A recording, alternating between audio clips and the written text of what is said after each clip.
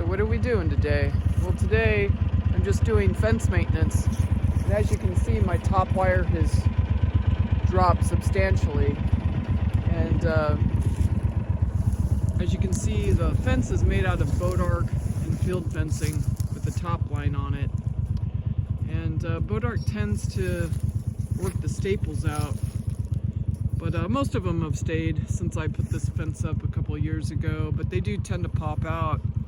So if you are putting up fencing with really sharp or very hard wood, the only way to get through Bois D'Arc anyway is to have double barbs and a really sharp point. And if you can't find, if the points aren't sharp enough, sharpen them. And it's my only advice when trying to fix fence, so you're not constantly putting in new staples. Anyway, that's what we're doing today. Stay warm. It's cold out here.